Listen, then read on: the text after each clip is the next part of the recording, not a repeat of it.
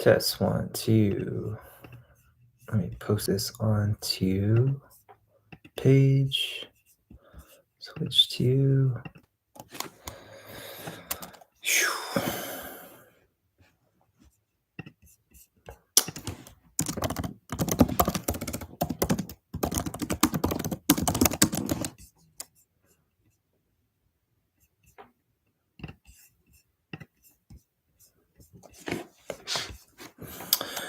All right, I am live. What I'm gonna do is start responding to YouTube comments. Trying to get all this. Get all these comments answered. Best way to hold myself accountable is to just do it on the computer, do it live. So let's go through these. I guess since it's hey, what's up? I see one person watching the live stream, so welcome. Let me see if I can share that. Perfect.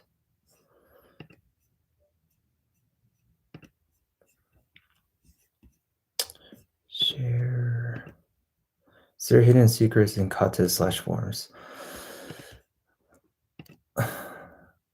If you asked me that like 10 years ago, I would say 100%. I guess 15 years ago now, man, I've been training for too long. 100% there are hidden stuff, but nowadays I feel like it's not really hidden. It's just people haven't put enough time to train to discover what was already lost. Um,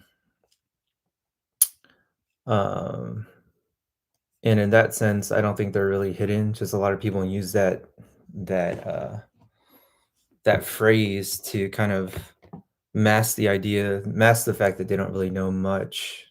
I'll take that back too, because there are like hidden things in the sense like there used to be karate styles that were just passed down within the family, like from father to the firstborn son, very, very traditional. And that was like um stuff like that where you're like purely style over style. There was no video, it was all passed down through um like demonstrations, then stuff were hidden from other family members or other clans. Um, Hi, what style of karate do you train? I'm ranked in Shorin Ryu, Shorin Kan. It's been a while since I've been part of that organization, but that's kind of what I'm ranked in. So that's Kobayashi Shorin Ryu. Before that, I was in Matsubayashi Shorin Ryu school over in California. And before that, some of you guys might know, I started training when I was 5 in different styles. And then I got really serious like 10, 11, 12-ish. So I did Kung Fu growing up. I did Kaji Kempo, Kyokushin, Muay Thai, Ishinryu. But I would say I claim myself as a Shorin guy because I definitely don't look like an Uechi guy or a Goju-Ryu guy. And then outside of karate, I've done Muay Thai, Judo, Jiu-Jitsu, boxing, anything like that. Christopher, the secret was that they lengthened out the range and stopped teaching the proper range. True that. Is there a hidden secret in kata? They took out the important part of kata, which is literally what it was meant for. I'm going to minimize the screen, and I'm actually jumping on here just as a hang, but also, as you guys can see, I have tons of comments that I have not responded to, so I'm gonna just keep scrolling here. This is filtered as not responded to, and it's kind of honestly, it's kind of tough to kind of respond to all these as they come in, especially like 99% of them are just hater comments. So it's you don't want to just put yourself through that just reading like negativity all day. So I kind of ignore these, but sometimes they're great comments.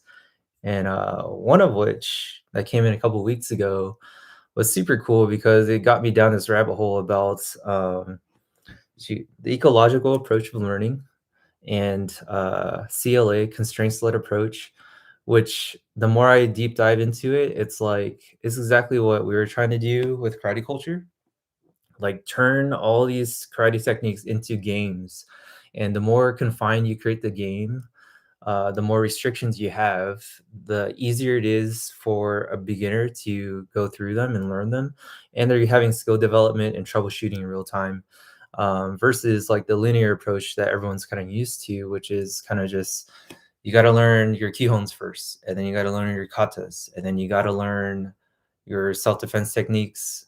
But then there's a disconnect because once they learn the actual technique, they're not applying it in a sparring situation because the sparring looks completely different than the katas that you learn. So as you guys know, I'm trying to bridge that gap with this channel and also with my old channel as well. What are differences between Shorin-ryu, Goju-ryu, Uechi-ryu? Philosophically, there are tons of differences. You could even see it in like how their katas are structured. And I'm talking from a general sense. Uechi-ryu is a little more Fujian province, southeast China influence. So you see a lot of like white crane stuff. You see a lot more upright, kind of rigid stances, more hooking, more ways with the hands. Goju Ryu has also has Chinese influence too, but it's like I feel like Goju, at least from what I've seen, they really love the hard body stuff. Same with the Uchi guys too. Shorin, I mean Shorin is Japanese for Shaolin, so there is Chinese there. So I guess all three of them, of course, they have some Chinese roots, but it's just how it's expressed in their interpretation of a fight and what they kind of uh, I guess what they emphasize and what they kind of lean into. Marlon White said, "Did you compete? If so, did you win any championships?" I competed a lot growing up. I competed in open katas tournaments. I competed in point sparring tournaments. I competed in kickboxing smokers, and then I competed a lot in Brazilian Jiu-Jitsu as well. Did I win any championships? Well, if as you know, there's thousands of world championship tournaments happening all over the US, and if you win one, you're supposedly a world champion. I did win a lot of gold. I won a lot of first places. I won a lot of second places, won a lot of thirds, in kata and sparring and jiu-jitsu as well, but you are like a small fish in a big pond. There's levels to every single game. Uh, so yeah, moving on. Where am I from? I'm currently located in the Dallas, Texas area. So if anyone's nearby, you guys are free to hit me up, get some training in. What are your thoughts on American Kempo? So I did Kaji Kempo, which is like Hawaiian Kempo. American Kempo, from what I've seen, this is an ignorant comment from someone who hasn't really done it much. Um, it suffers from the same issue as most American karate is compliant partners. From what I've seen, there's just a lot of combinations that happen on a stagnant individual. And if you treat it as a drill, meaning like you're using your partner as like a human dummy to kind of figure out how the anatomy works, how different targets that you can strike, that's great. But if you're thinking that's the end goal and that's like your self-defense, then you'll be in for a big surprise when there's like 100% pressure on you. So I think every style is valid, has validity to it. It's just how you train it, and then what's the end goal too. What type of sparring are these styles? It really depends on the school. Um, I've seen very traditional, from the roots, passed down from generation, Okinawan dojos that spar like American point sparring. So I think a lot of it is like depending on the sensei, depending on the roots, and also dependent on what they're trying to accomplish. Are they trying to be a good tournament school, have a lot of medals on their walls? Are they trying to teach their students self-defense? Are they getting their students ready for MMA? Are they getting their students ready for point sparring? So there's a lot. So it's hard to give a generalization of each style. Um, but yeah, I would say it's school and sensei dependent. What do you think about traditional Shotokan kata karate like JKA, for example? As most of you guys know, I'm an Okinawan karate stylist. With that said, the Japanese karate stuff is pretty cool. They are very good at very specific things. So if you're looking for very good straight alignment on your reverse punches, very good footwork in terms of dashing in and dashing out, then they're the specialists in that. Um, Other than that, what I see is some use of trips and sweeps in their tournaments, but not a lot of clinch fighting. If you guys know, I specialize in the clinch fighting, so elbows, knees, headbutts, joint manipulations, takedowns, throws, etc. So it's just a different philosophy. It's been a long time since I competed, but I don't train to compete. I train for self-defense. So that just means yes, I gotta learn all the dashes and the long range stuff, but I also gotta learn how to fight in the clinch, and I also gotta learn how to fight on the ground. Far Africa, no worries. Anytime you're in the States, you're welcome. Well, cool, guys. Keep the questions coming. As you guys think of more questions, I'll just be here on the side, looking at comments and responding to comments. I think it'll be easier for me to start from the most recent ones since those are the most recent. John Blades says, "For me, I have no schools near me anymore, so I train solo mostly at this point, but I want to have a training partner. How can I find one?" I've been kind of what's the term? I've been kind of like thinking about resurfacing the KCGN. So we had a global map for the karate culture global network, which was essentially just individuals like yourself, schools or groups of people that wanted to put their information on this big world map to see if like-minded individuals can search it up and find each other and meet up to train. And I was actually thinking today was like making a video about how to be a good training partner and how to be a good person to train with. And I was thinking it's exactly like working, right? You just want to be easy to work with, and for training you just want to be a good hang. So a lot of people come in with this preconceived notion that hey, they're going to take over this training session and be the instructor and say things are wrong. But a person that can hang well is someone who just is curious, asks questions, and is super humble. So, uh, John, I'll keep thinking about that for how to find training partners because I'm also in the same boat. I don't have a school currently. I have a couple people reach out to me in the area that I might try to hit up once in a while. But yeah, it's definitely hard. Chris, I'm Shotokan practitioner in the late 80s, 90s. My kata still looks like Shotokan application takes advantage of all the latest features. You're on the cutting edge of it, Christopher. And I've seen your comments here and there. I've seen you respond to things on Facebook too. So I definitely can tell you are actively researching, actively evolving, and that's rare for a lot of karate people nowadays, especially someone who said late 80s, early 90s. To let you know, I was born in '89, so you've been training longer than I've been alive, most likely. So kudos to you. I'm I'm I'm always respectful for people who have been doing it super long and also are still curious and still evolving and still researching. So good job. What types of sparring you recommend for karate training, rules and equipment? I actually have a video on that, I think.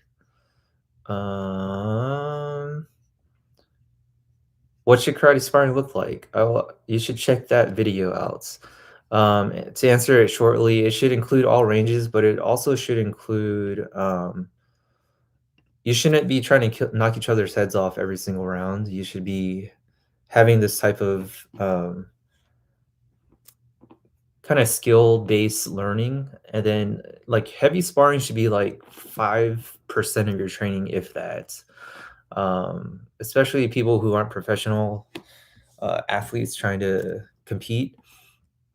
But a lot of skill development can happen at like 90% resistance, 80% resistance. Um, when it gets to 100, there's a lot of potential for injury, and a lot of times that will set you back. It doesn't mean you should never spar hard, but I would say like 5, 10% of your sparring ever should be super hard, and it should not be constant. I've told this story before, but I was in a kickboxing team in college. We went around the state, did a lot of kickboxing tournaments, and we were sparring hard for months at a time. I think like 3 or 4 nights a week, and I got super punch drunk. I definitely felt it in my brain and in my grades. So take care of your head. Um, Weird question, but did you wish to see karate in anime? So I just watched this one. Shoot, I'm gonna look it up.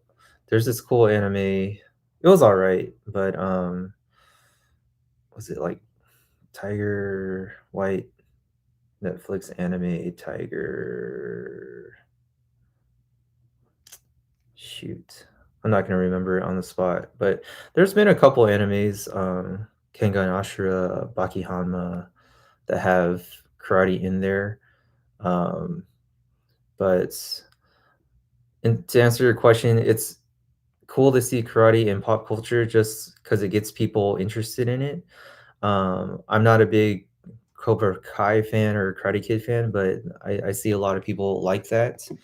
One thing you gotta think about the balance is like there's the media can create a misconception of what karate is, so that's a negative. But on the other hand, the media can get somebody who is into the traditional stuff to do some research and actually pique that interest, right? So if someone finds karate through Cobra Kai and they look at super practical stuff and start training really hard and all that stuff, that's super awesome.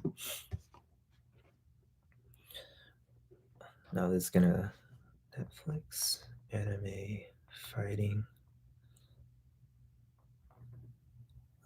Wolf. It was Wolf. The Way of the Lone Wolf. Garuden. That's a good one.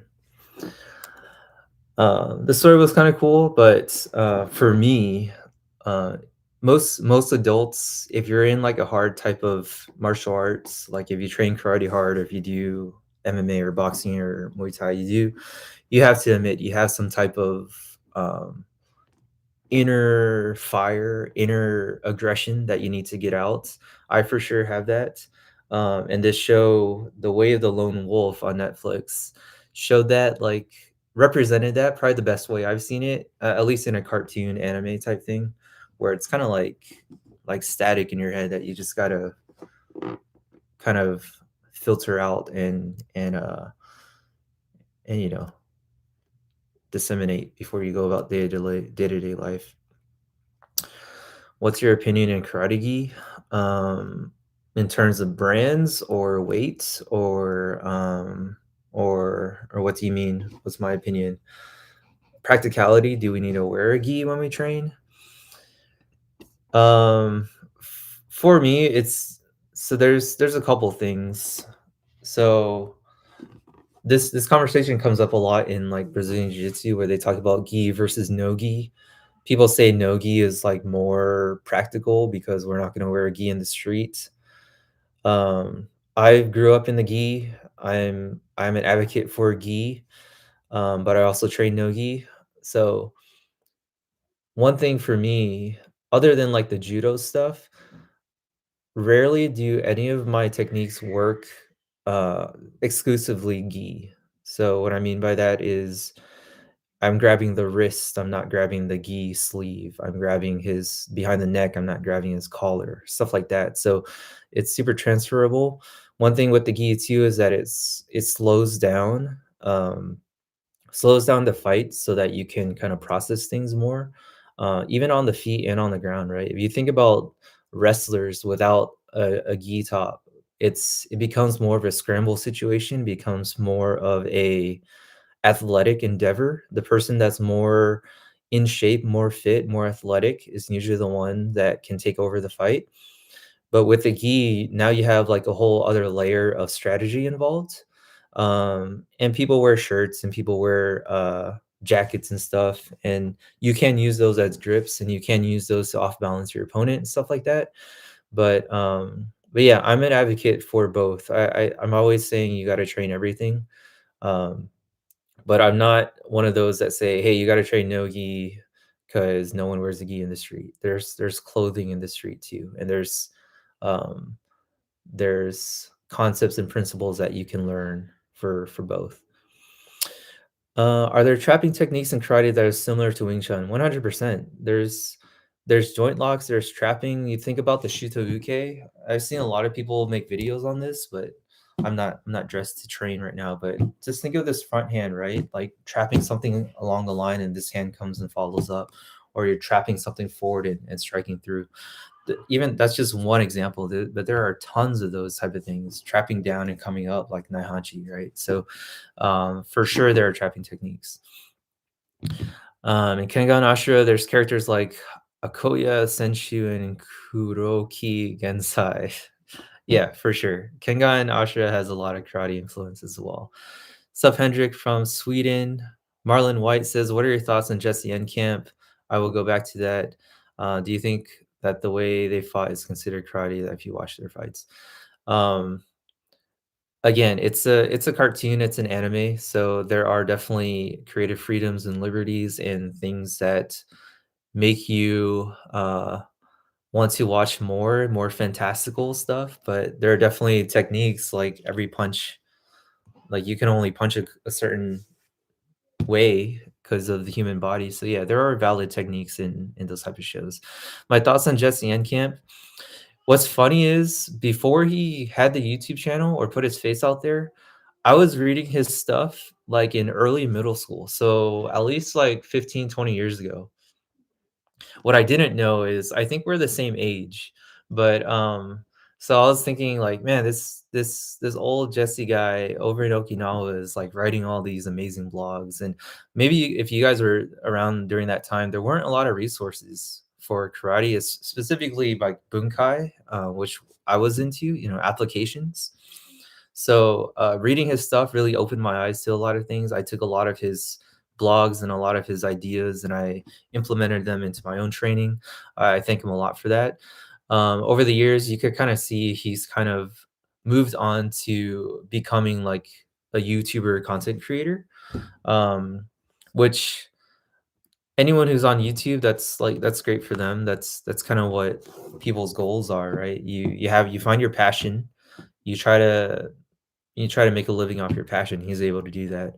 Um, but because of that, because you're making a living off of it, you do have to gear your content towards what's trending. You have to make thumbnails and titles that are kind of controversial.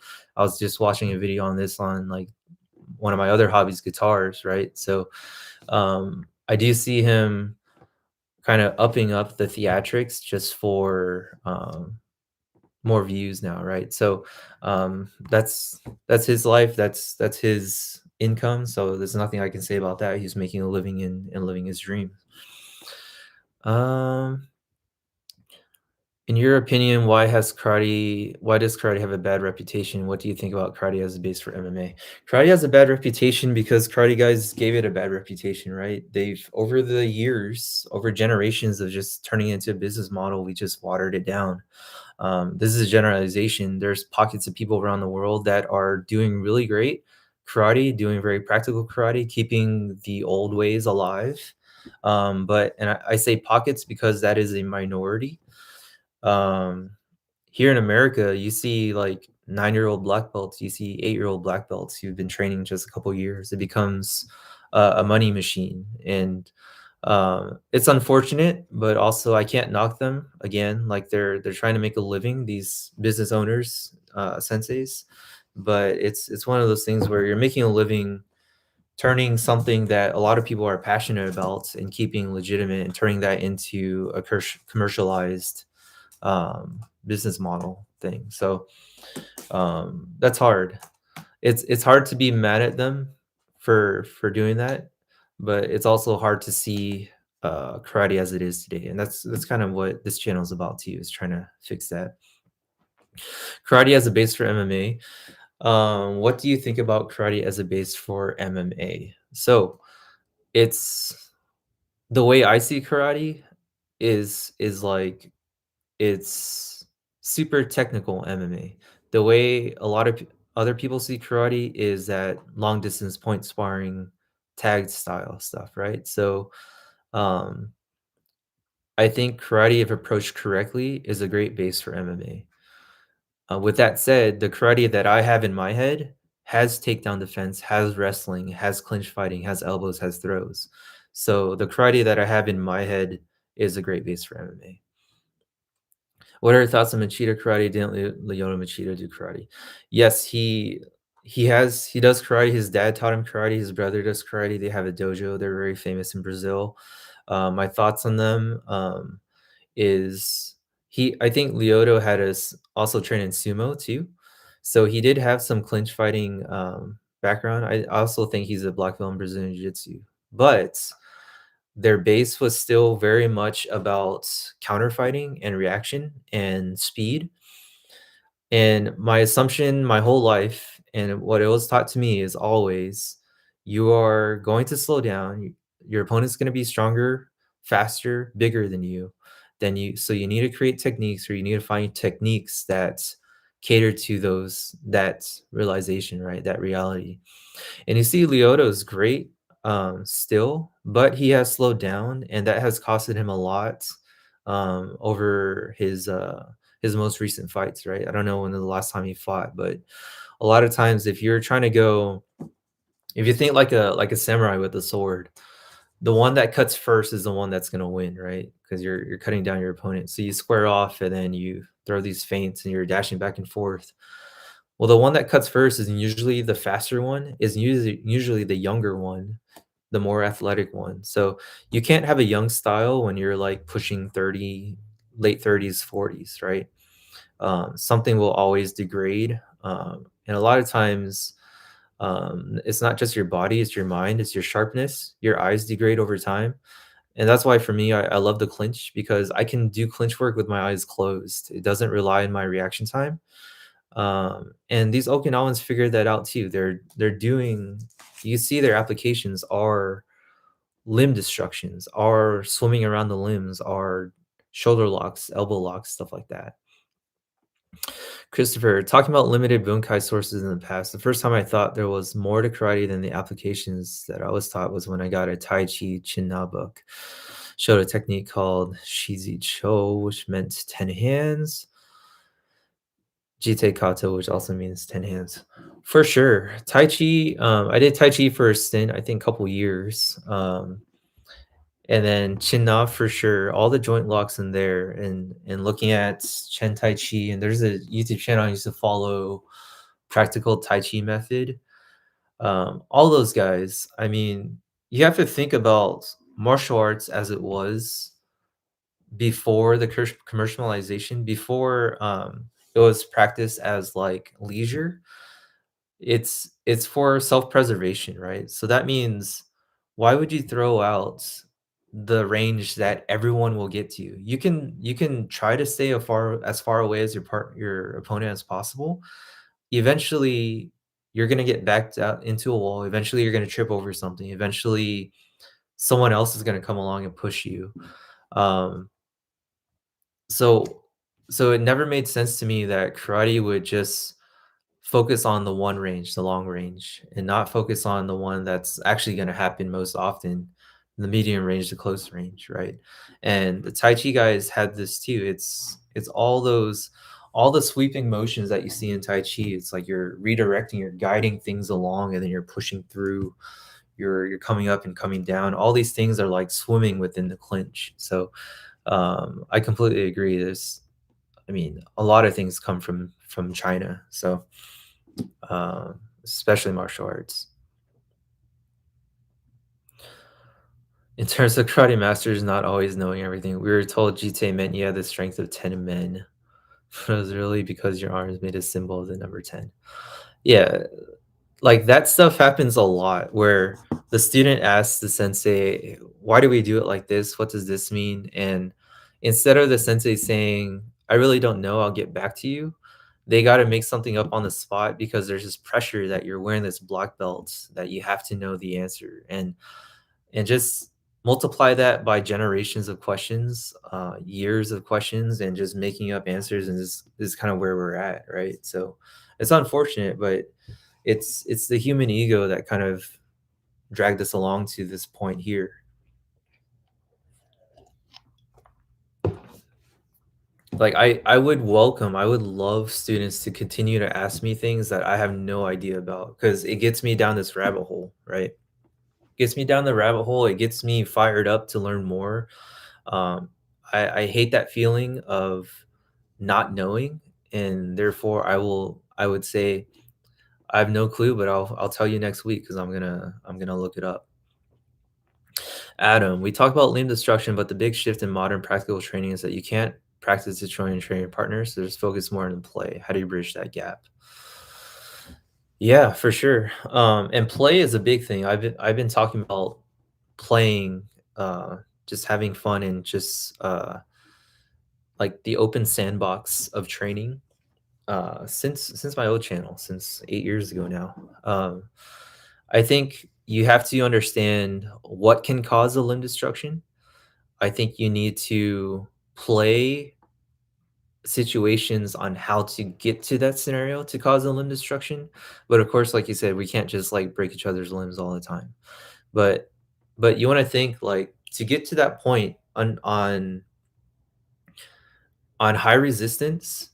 Like I tell people this in jiu-jitsu, right? You got arm barred, immediately tap. Christopher saying tap early, tap often. But to get for your opponent to get to that armbar was like 10 steps ago, right? It's not like anyone can just jump on an arm and grab it. There's a process to it. So if you messed up on step 3, you have 7 steps to go. If you're stuck in step 10 in the armbar, you're fighting the armbar, you already lost 10 steps ago. So why are you trying to fight that? The same thing happens on the feet too. Like it's very, very hard to like have a successful limb destruction without having proper grips, having your opponents off balance, having all these things happening. So you can train up into that point um, in 100% um, hard fashion, and then just know that the limb destruction is there. And Adam says, because we know standing grappling is sudden and violent tapping is always an option. It's true. There are definitely, I talked about this with the arm bar as well. Instead of trying to, or the arm drag as well, instead of trying to go around the arm, you could just break the arm. So the, I still will say training with resistance to get yourself like 90% there is still better than kind of just LARPing and going through the motions. Why didn't you reply to my comment up there? Which comments? Da-da-da. Oh, I know that in general they're all considered celebrities for what's fun, but do you think that what they're doing is certainly included in traditional karate or in the martial arts? Uh, who's this referring to?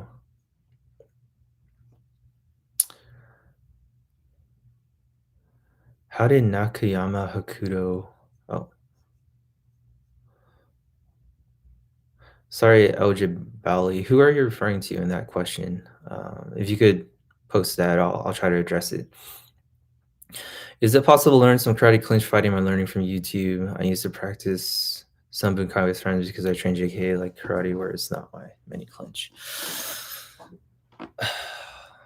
There are tools to help. I've seen a lot of people make like DIY stuff. Even if you make like an articulating arm, like a human dummy, you do stuff with band work. But I would say it's going to be very hard to replace another person that you can kind of work on. But I've been through seasons in my life where I had a grappling dummy, or I created fake limbs that I could work leg locks on. I created fake arms and stuff like that. So it can definitely help you understand how the human body works in terms of the arm moves in this direction, the arm moves in that direction. But I would say for you to be able to apply it and learn it under resistance, you're going to need somebody. a training partner.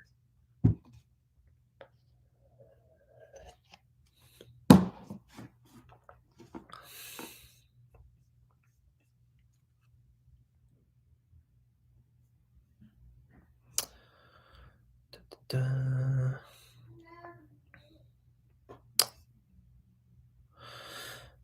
How did Nakayama Hakudo influence Japanese karate? So this is exactly what I was saying earlier. I have no clue who that is. I would probably recognize his face if I looked it up, but I will look that up at a future date. And I would admit I was much more of a history buff back in the day. Oh yeah, this guy. It's the Yaido guy with the mustache. I remember that dude. Yeah, I don't know much about him, so I can't really answer that question. Mudbutt 73. Corey, what is your take on the kake flow exercises? Those are great. I think they're still very limiting. We created a lot of flow drills, and I think having a flow drill, this kind of goes into the ecological approach in the CLA, which I've been like deep diving into hardcore lately. But it's like a lot of people do those kakie flow exercises. One for yes, you're developing touch sensitivity, but the route in which the flow happens, like you do the circles here, pushing, pulling. It's such a linear drill that you're not really learning a lot beyond just the drill itself. Um, but the idea, the concept of having flow drills is super important. Like having flow drills to understand pressure and what happens to your opponent when they push into you at a certain angle, and just repeating that over and over again, and then moving on to another flow drill. All of my drills with my students starts with our forearms touching, like a Wing Chun type of thing, right? Like sticky hands. But again, sticky hands too is still very rigid in the sense like you're stuck in that pattern.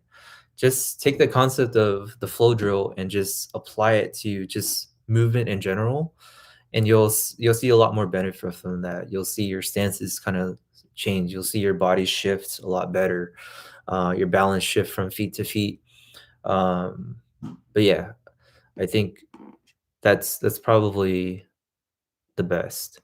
Marlon White, if you can change anything about your martial arts journey, what would it be? The cliche answer is I wouldn't change anything because it's kind of created who I am today. Um, I would say I wish I met my sensei sooner. Um, that way I would have gotten into this a lot younger in life rather than chasing ranks, chasing accumulation of techniques, chasing um, the spectacle of like having a fast back fist because I was into Bruce Lee for a period, right? So there's I feel like I wish I got into this mindset earlier in life, but I wouldn't change anything other than that. Best way to implement ecological approaches to use asymmetrical games. Yeah, so what it means by that is one person has one goal, the other person has a different goal, and now you're having this dynamic of two people having goals, but they kind of counteract each other, so that now you gotta troubleshoot going against somebody else's goal, and that's where you have the sense of discovery, and that's where you get to play. Mudbutt says, "What is style you began with, and have you changed your style over time?" So, I started when I was 5 in Shaolin 5 Animal style, and I say that just because it pays a homage to my family. We all started as a unit, all 4 of us, and I was the only one that continued on and just kept in martial arts ever since. Um, over the last what was it? Over the last 20 years, I've been a Shorin Ryu stylist. I started Matsubayashi, now Kobayashi, and over the last 20 years, I've done like I listed in the beginning of the video, black belt in Brazilian Jiu-Jitsu, judo, boxing, Muay Thai. I've taught MMA, so I've gone through a lot. But yeah, I would say nowadays my expression of karate is Shorin Ryu, specifically probably Kobayashi, with a mix of my prior experiences.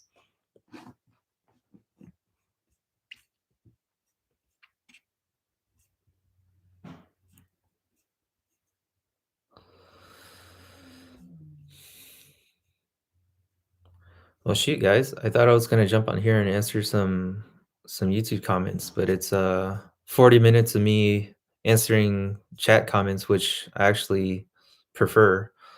This is a lot more fun than me trying to go. You mean Muay Thai takedown and karate? Yes, yes, I do, because it's all. Yes, you're right. It's all just human movement. So, however you see it, makes sense. Thanks. Imagine just copy and pasting that, like, for all the thousands of comments that say the same thing. Um, Marlon White, have you trained or traveled in any other country?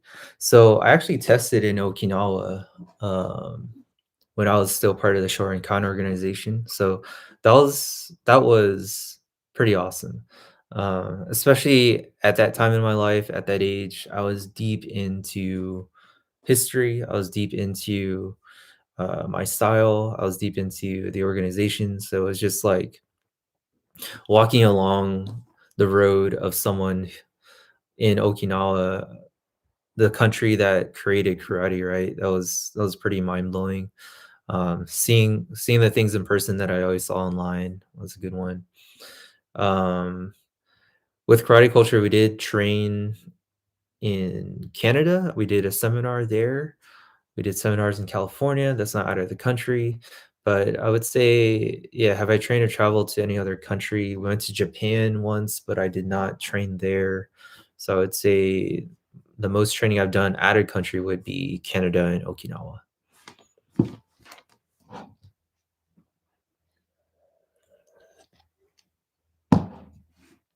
All right, I'm gonna close this off in a couple minutes. Before I do that, I'm gonna bring this over here and let you guys know that the creditbreakdown.com website is going strong. We also have a shop. I get to do some ads right now. So we also have a shop. So you guys see anything that you like, feel free to support. If not, join the email newsletter, enter your email here. I got a lot of things planned. As you guys know, I have a huge video catalog that I built out, kata breakdown here, and I'm trying to build out every single major style. So right now, as you guys know, I'm in Shorin Ryu, so I have Naihanchis, all the Pinons, advanced katas, and all the breakdowns as well. So if you guys see, like, if you click on Naihanchi here, you have all the Naihanchi Shodan video clips. So check that out when you guys can. Support me at the shop as well. This is a one-man show. As you guys see, I just do this on my spare time. So it's cool to see people interact with me. It's cool to have fans like this. And yeah, I'll answer a couple more and then I'll sign off. If I have a friend at my karate club, can I train Bunkai Kensho fighting that can actually work? Yes. I would say with my old channel, me and my buddy Aaron, that's how we started. We were at my sensei's dojo. I started out as a white belt there. I was already a yondan in another style, and I moved, and I was like, let me just put on a white belt because this guy's freaking amazing. Um, and I moved up the ranks to the point where I was assisting classes, I was substitute teacher, etc. And he gave me the keys to the dojo, and I invited Aaron, who was a student at the time, and we trained after hours for a couple years straight before we made our first video. And we were where everyone else is at. Zero clinch fighting. I mean, we wrestled and stuff, and he wrestled growing up. Um, I had some jiu-jitsu experience. I was still working my way up the ranks in Brazilian jiu-jitsu at the time, but we were just there to workshop and play and say, "Hey, our sensei can use all this. Our sensei does kata. How can we do the kata that we know and use it on a live opponent? And the biggest thing I would give you, the biggest advice I would give you if you want to train with a friend at your karate club, have no ego, learn to play. You guys don't need to try to kill each other. And like 0% resistance on a human dummy can go a long way. And you progressively add resistance over time as you guys get better. If you're gonna go for takedowns and you feel like you're gonna fall, just fall. There is no I always tell people you gotta tap, you gotta lose in the dojo thousands of times so that you can win in a real situation. You know, like train hard, fight easy, cry in the dojo, laugh on the battlefield. All these parallelism, all these little sayings is that. So I would also say have one person lead the training sessions so that it's a little more focused rather than both showing up and say, "What do you want to do today?" Because it's a lot of standing around happens that way. Have you trained with any other YouTube karate personalities? I have not. Jesse Enkamp actually reached out to me to do a collab, and I was dragging my feet. And I also work full time, and I have a 1 year old kid, and I do stuff as well. So it was hard for me to get back to him. And then by the time I got back to him, he was like, "I already flew to the US and filmed all this content, so I'm good for now." So I was like, "Darn it," but it's all right. I'll definitely be down to collab with a lot of people. Just haven't had the opportunity or anyone reach out. Christopher, people have the uncanny ability to see their first art's technique in other arts. The problem comes to the logic leap that second art must have gotten from the first. IRE, Muay Thai, and karate. It's I think about this a lot, and a lot of times I mean I'm self aware to know that hey, this throw in Naihanchi wasn't taught like that. But if you think about kata as human movement, then the limbs move the same direction. The lift happens conceptually; it's all the same. Then the only difference is you need to train it so that it works the way you see it. So and I always tell people the only constant in karate was that it was always evolving. The only constant in karate was change. These guys were trying to throw away the things that didn't work and incorporate things that did as they traded with other people from other countries. So I'm trying to continue that legacy to say, hey, karate is evolution. Karate um, is human movement, and karate is for self defense. So the fact that somebody says, "Hey, this is a Muay Thai technique and not karate," it actually validates what I'm saying because the fact that you can see that as a Muay Thai thing means that it also is a karate thing. And all I got to do now to bridge that gap is to train it as such so that everyone can see it as just a martial arts thing, a human movement thing. What are your thoughts on Chinese Shuai Jiao? Good supplement for karate or no? That's probably like the best supplement for karate, honestly, just because of the way they move. I've been talking to a couple Shuai Jiao guys, Vincent Chen, Reggie Low on Instagram. Vincent is like, I think his moniker is the Wandering Warrior or something. He's doing like a historical take on Shuai Jiao. The only thing that I need to reconcile, and I've trained with Shy Jiao guys down in San Antonio at our old dojo, are the grips. It's very grip specific to the jacket, but there are grips that you don't see a lot in like judo and jiu-jitsu. But conceptually, the technique wise, the fact that it's in the clinch, the fact that there's throws, the fact that it's very traditional in the sense like it's not just MMA, boxing, Muay Thai, wrestling. It'll give you a better insight into what the traditional karate katas might have actually meant. And I think I do have some Shaijao videos if I could find how to look this up. That is yeah, karate through Shaijao here. So check that out. Again, I'm like a third person observer for Shaijao. I've never trained it myself. I've I've trained with guys who do Shaijao. I've worn the jacket before. I felt how that was. I've never taken a formal class, but I've had a few months of training with guys that do that. So It's legitimate as everything is, as long as you train it legitimately. How do you feel confident about doing kata? So this will be my last one because I gotta bounce.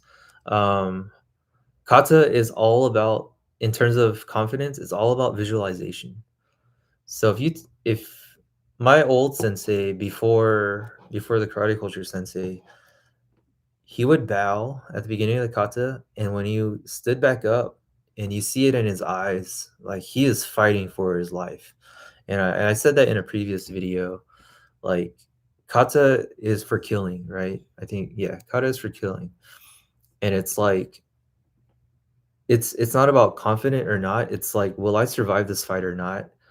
And the answer is I will survive this fight, and I would do so through my kata, right?